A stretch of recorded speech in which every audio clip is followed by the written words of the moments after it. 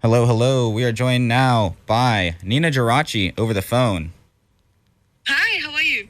I'm good. Let's see. I got a lot of questions here. Firstly, how was the trip over? Did you just get to North America or were you in Y- Australia till No, yesterday? yeah, I literally just got to North America. We had the Australia tour, like it finished last weekend, so we had 3 weekends in Australia and then got here today or last night. I'm not sure. I've like moved a lot of time zones, so I can't remember. But yeah, we basically just got here.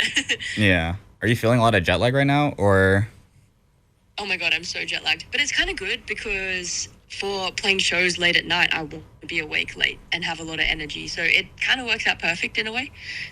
Yeah, that's fair. I mean, you played how many shows in Australia? Like 6 or something? It was 8 shows in 8 Australia and shows. New Zealand.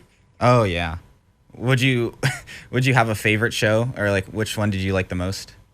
Oh my God, they were all so good, but I have to say Sydney was probably my favorite. It's like my home city. Like I'm from a bit out of Sydney, but it is like my home kind of capital city, and there were so many friends there. And it was also like the fourth show, so by that point I felt like I'd kind of figured out the set. And yeah, I don't know, that I have to say Sydney, but they were all amazing. There really wasn't an average show. They were all just fantastic. Yeah, you were going like what was it B4B or B2 B2 B2B with Umru and Magna Carta, right? Or was it? Yeah, it was amazing. So like at all the shows except for one, it would be Magna Carta, then me, then Umru, which was so good. And but then we added a second night in Melbourne, and on the second night in Melbourne, we decided to switch it up, and the four of us just went B to B to B to B for like 3 hours instead of playing separate sets, which was so fun. It was like kind of a different setup, like more in the round and less of like a stage and more just like a party. It was so good. Yeah, that's crazy. Actually, I haven't seen anyone. I haven't seen that many DJs. Are you planning on DJing tonight for the SF show? Yeah, Jane tonight.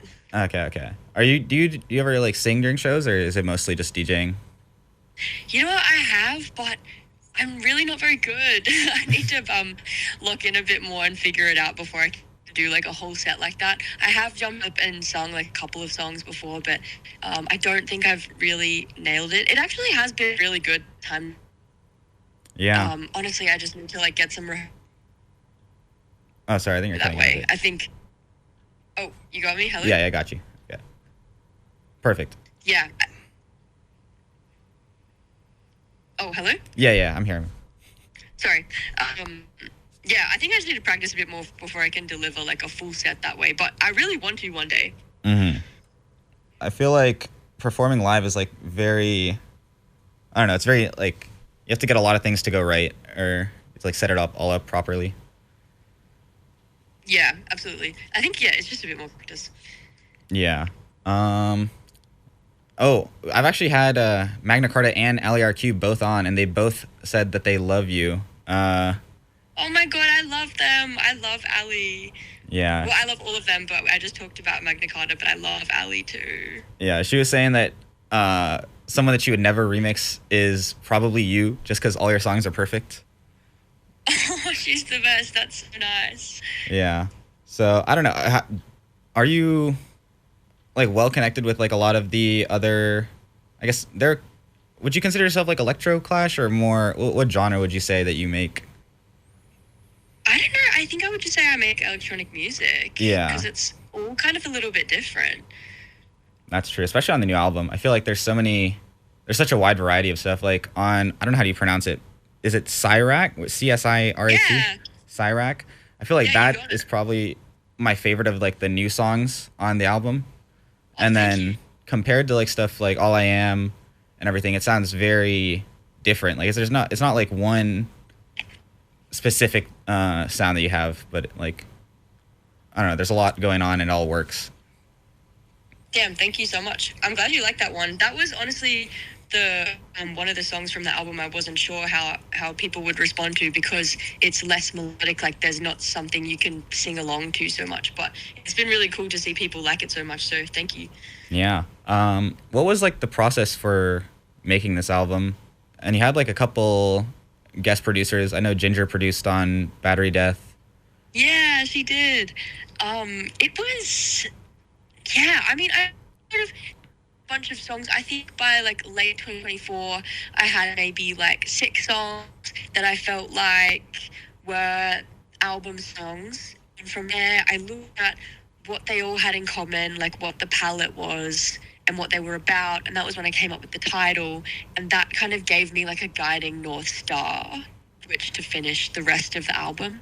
Like I kind of had like a scaffold and I knew what it was about. So then I looked through all of the music I had, all the demos I had, and just picked the ones that felt like they fit that scaffold the best. And then like the first half of 2025, just kind of finishing and making the rest of the 6 songs. Battery Death, so with Ginger, me and Ginger have made so much music together. So the day we made that, we made like 7 ideas, and we spent like max 40 minutes on each of them. Like we would just make things really quickly and then like kind of tagged laptop, and then we'd be like, okay, great, save, close, make a new one. And we did that like 7 times in a row. So yeah, we made a bunch of ideas that day, and Battery Death was one of them. So then I just her earlier this year being like, I think this one could fit on my album, do you mind if it was also like just the start of the idea, so it was only like the first half of what you hear in the final song, and there were no vocals on it.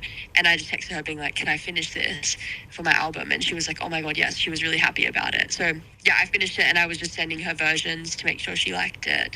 And yeah, it kind of went like that for all of the producer collabs. Like it was there was never really any music that I made where I was like, okay, we're like doing this session for my album. Like they were all just jams with friends that I work with all the time, like with Darcy and Kenta. We would just kind of like play around or like just have a misc session where we're just making music. And then it would be like later, I'd be like, oh wait, this actually works really well for my album. Can I finish it? And they were really kindly like, yeah. So yeah, that was kind of how it happened, I guess. And then the ones I made by myself, even then I wasn't like, I'm making music for my album. I was just making music and then picking the ones that fit, I guess. Yeah, I feel like it's like kind of incredible to have so many talented producers. I mean, not even just in Australia, because Magna Carta is like in New York and everything. You have connections, like you have a lot of collaboration. Where is Mannequin 05 from? That's my real question. Mannequin 05 is from Latvia. Oh my god. Europe. I know. Yeah, and Mannequin 05 is so good, like so talented. Yeah. How did you like find out about Mannequin 05 or like connect, I guess, do you have other songs than Perfect Self together, or? I think it's just Perfect Self. We've sent each other more ideas. Like, so the way Perfect Self started was I sent Mannequin a whole bunch of ideas, and one of them was a really early version of my song Go EDM that sounded completely different from the one that's out. And that was the one they picked to work on. So yeah, there's like a synth in there that might sound a little similar to one that you can hear in the background of Girl EDM. That was because they both kind of started from the same like stem cell, I guess. Like they both grew off the same branch. Yeah. But yeah, I found their music on SoundCloud or Bandcamp. I think I was following their label Child's Play because they put out heaps of good music. And yeah, every Mannequin 05 song, I was like, oh my god, it's so crazy. So yeah, we started following each other, and then they just DM'd me being like, would you want to work on something? And I was like, yeah. So I sent a bunch of ideas, and they picked one and worked on it, and it went back and forth, and yeah, it ended up on their album, which I was so happy about. I love the song. Yeah, and then would you put that Girl EDM remix on like the Mannequin 05 one? Would that have not been on the Girl EDM like remix album you dropped, or is it like now it's too separate? It was way too separate. Like it sounds completely different. Also, Mannequin 05 definitely did more work on it than I did. Like I sent the original idea and stuff, but then they like completely flipped it. So it definitely wouldn't do it justice to call it a remix. Like it just kind of started from a similar like starting place, but yeah, it ended up completely different, and they did like way more on it. Yeah. Okay, that makes sense. Do you have any remixes coming up? I know you did the Sakurazaka remix, and that one was insane. Thank you. Yeah, I actually do. I don't want to spoil who it's for though, but I do have at least one remix coming out this year that I think yeah, people who like my album will be really excited about. And that's why I don't want to, because Yeah. it's gonna be really fun. But yeah, there's one more coming out this year for sure. Okay. And then let's see. I got some other kind of random question, or not really random. This tour, like the North America one, already has like sold out a couple of shows. I know SF and LA have like completely sold out. Did you expect like so much attention and success for the tour? No, I'm so happy though. It was awesome. I think so. I think when the tour went on sale, like LA sold out pretty quickly. A couple of other ones, like which other ones? I think New York was not far behind. Even SF was not that far behind. But then, yeah, it wasn't. I announced the tour before the album came out, but once the album came out, a lot of people liked it, and the tickets started going more quickly, which is amazing. The whole thing is almost sold out now, which is so cool. I definitely didn't expect it. Like, this isn't my home country or continent, so I'm just really grateful. Yeah, super stoked. I can't wait to play the shows. A lot of love from the American audiences. Yeah, I'm really excited. I can't wait to meet everyone too. Yeah. Speaking of love, how long have you been in love with your computer? Oh my god, since remember this. Yeah, I think like my first online experience that wasn't like email or something was Neopets. And that was when I was like 6 or something. Yeah, honestly, since I've been sentient, I've had computer access. Well, like a big moment in my life was when my mum got an iMac when I was maybe 8 or so, because that had GarageBand and iMovie and all of this fun software on it. So she just let me treat it like a toy, which was really generous of her. And my first computer that was like really mine was my first laptop, and that was when I was like 14, and it was just like a really cheap kind of laptop that I used for school stuff. But that was the first computer that was mine, so that was when I could first say I love my computer. So would you say you've been making music like on GarageBand and everything from a very young age? Yeah, I first started making music on GarageBand when I was like 8 or so, but it wasn't Flash, it was like I would literally be, so I played the clarinet, and I would play the clarinet like through the Mac microphone. Oh yeah. And it would I didn't know how to turn off the metronome, so it would be this like completely out of time metronome in the background, like through the mic. Like I didn't know anything. I was just like, oh, this is a way to record, and I would just play the clarinet and then put like an Apple loop over it that was like out of time, and I would just kind of throw it together and then write lyrics over the top, and it was all such a mess. But I was 8, so I didn't know anything. And then I graduated from GarageBand when I was like 12 or 13 or so. I started using other software because it was, you can only do so much with it, but it was such a cool starting point. I'm so like happy that I got to be a kid at a time when I could use software like that. It was so fun. Yeah. What software do you use now? I use Ableton, and I love it so much. I feel like Ableton's very like well mended towards like electronic music. Yeah, I'm so spec'd into Ableton. I think once I started using Ableton, I became a lot faster. It just really suits me. I can't imagine using anything else at this point. Okay. Let's see. I have a bunch of random questions now. Who's your favorite artist to see perform live? Oh my god, that's a really good question. The artist I've seen the most in my life is definitely Porter Robinson, just because I've been to, every time he's come to Australia, I've gone to see the show, and I opened for him in Australia this year, so oh, that's sick. That was seeing the show a lot. Also, she's one of my really good friends from Australia, and Mallrat. Mallrat. Oh, I've heard of them. Yeah. Yeah, she's amazing. I've seen her so many times. I've played so many shows with her as well. So every time I see her, she's just better and better, and it's amazing. Yeah. Have you ever seen Mallgrab? I've seen Mallgrab a few times actually, because he's from, well, not that I saw him in my hometown, from like really close to my hometown. Like I'm from a small town a few hours away from Sydney, and he's from like the next area over. So, but I've seen him a few times, and he's so good. Yeah, I think his Boiler Room set in like, was it Sydney or Melbourne? That one is probably like my favorite DJ set like ever. Oh, really? Just to Have you listen been to to. that? Yeah. I was not there, but I listened to it a lot. Oh, um, got you. Yeah. yeah. He's Do you so ever good. record your sets? Do I what? Sorry. Do you ever like record your DJ sets and do you plan on posting any?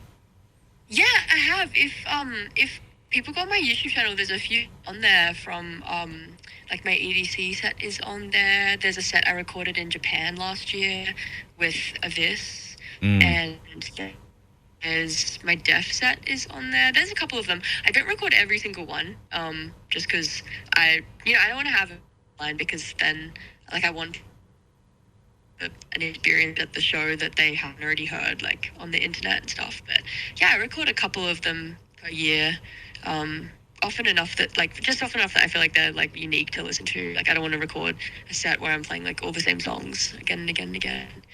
Yeah, there's a few online. If people want to find them, they can be found. Yeah. Let's see. Oh, you're talking about Porter Robinson. How do you feel about Lil B? Oh yeah, Lil B's great. The bass god. Porter Yeah. Robinson freestyle. Yeah. Let's see. Oh, what's your favorite Pokemon, and is it Jirachi? It's probably Giratina, Oh, I really? think. Yeah. Where did the Jirachi in your name come from? Is it like, did you just name it because you liked Jirachi at the time or something, or? You know, I actually just liked how it sounded and looked. Oh, so it wasn't to do with I- Pokemon at all.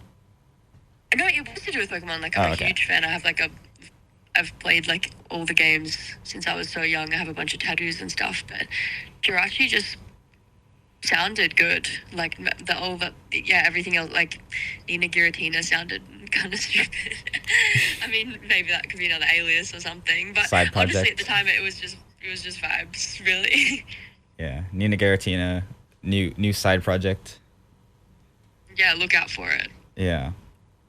What's your favorite fruit? Oh, probably maybe blueberries. How come? I feel like I'm personally not a huge fan of blueberries unless they're in like muffins or something.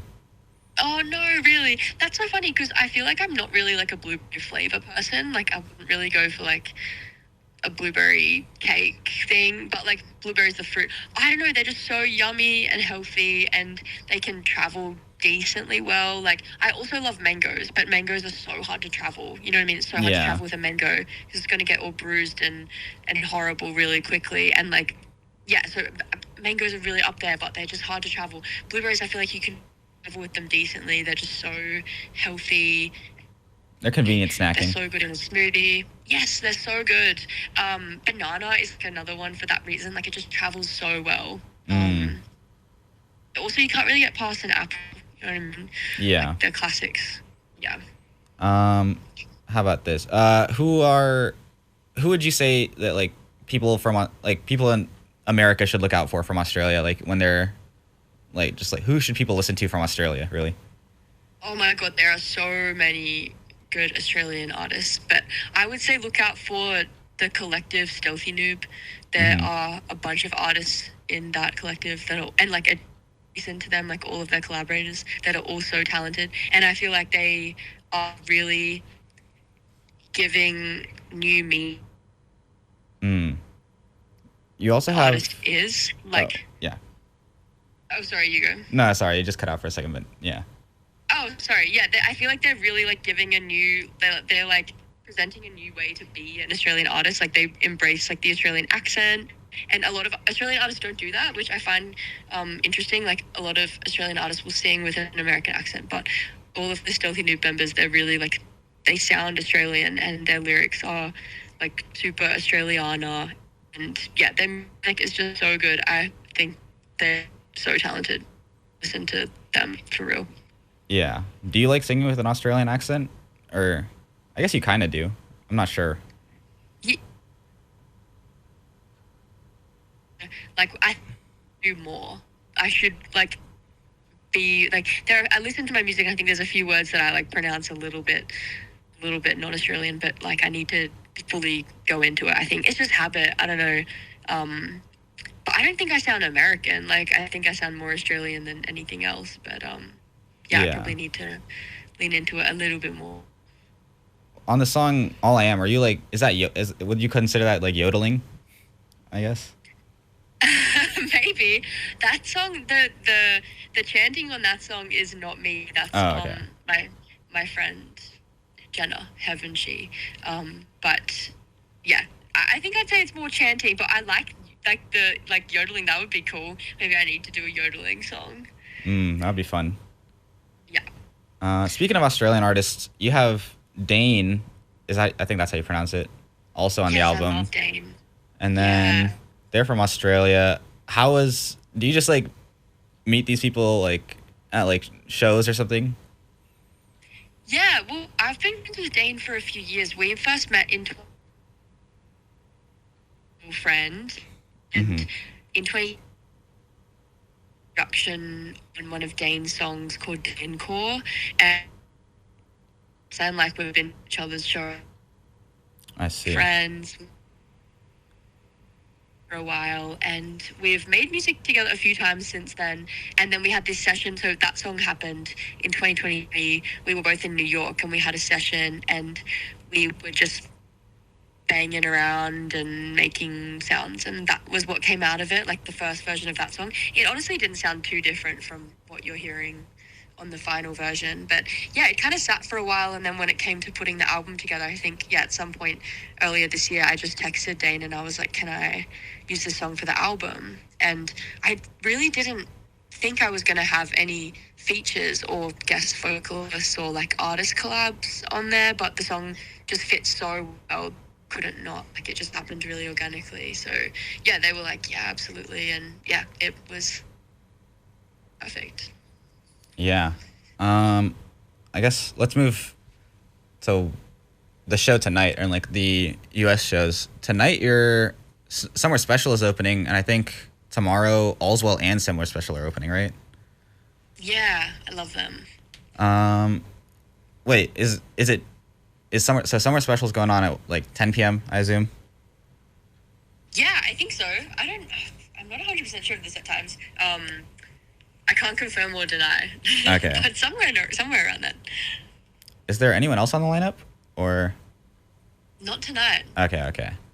Just are you gonna DJ for like 3 hours then? Oh, I'm not sure about 3 hours. Okay, because I was just looking at the flyer and it was like 10 p.m. to 2 a.m. Damn. I think there's someone playing after me. Oh, really? Okay. I wonder. I haven't been to that venue, but the Monarch. But I hope. I mean, it's a sold out show. It's gonna be packed, so that'll be good. Yeah, I'm so excited. Yeah. Are you excited for what show are you most excited for on this tour?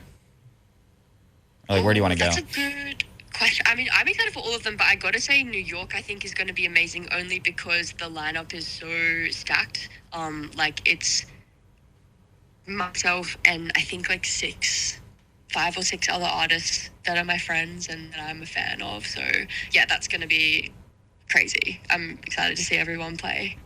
Wait, who's on the New York lineup? I can't remember.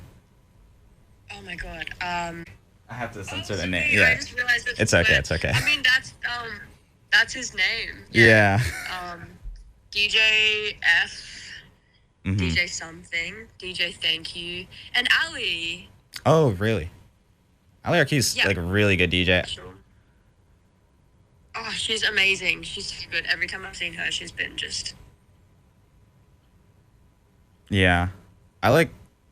When I was watching her DJ, and I actually like was just kind of trying to pick up some of the stuff she was doing, and it was very I don't know, very interesting and like good to learn from. Yeah, and like every song she plays, I'm like always Shazam it, or like asking her like what was that, because they're just so good. Yeah. Do you have like a favorite transition to do in your DJing? That's a really good question.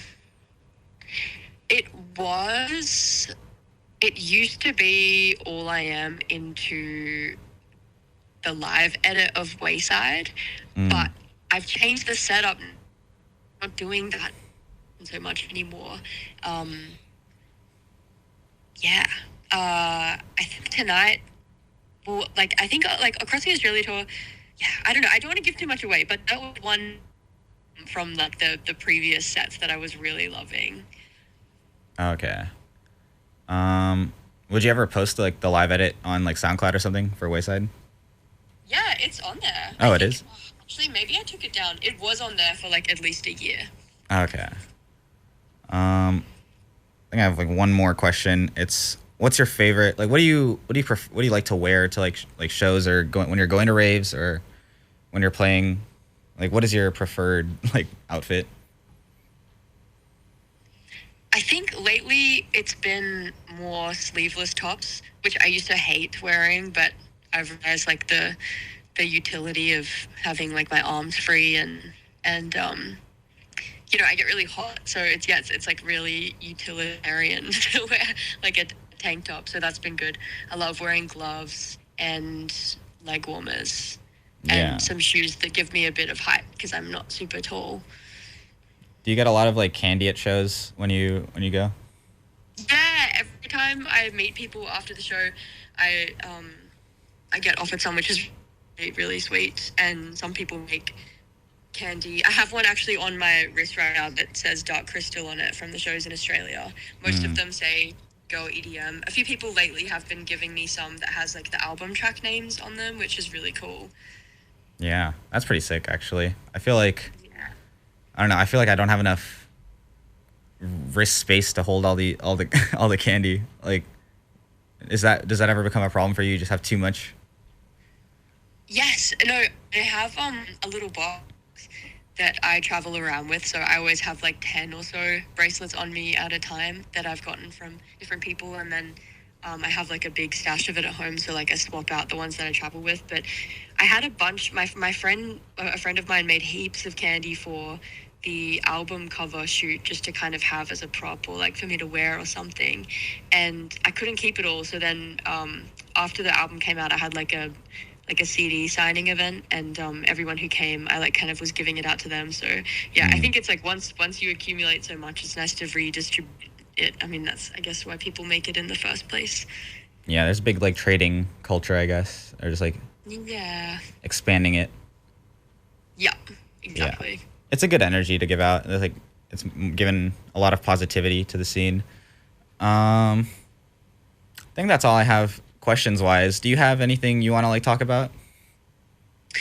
I'm just really excited for these shows. The first show tonight, there is actually, you know what I said, I spoke about, like, the remix that's coming out. I don't want to say who it's for, but I think I'm gonna play it tonight. Oh, okay. I'll be listening carefully. Yeah, it's gonna be crazy. Yeah. Okay. Once again, thank you, Ninajirachi, for coming on the air and doing this interview with me. Come check her out tonight in San Francisco if you can. And yeah. Coming up next is... Thank you so much for having me. Yeah.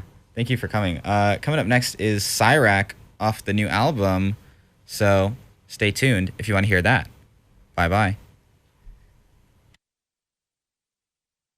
You are the type I want all we're gonna do, and the thing to bring you home. Get a little closer to me, I'll be the one, candle in the dark, I can take you through the dark, I can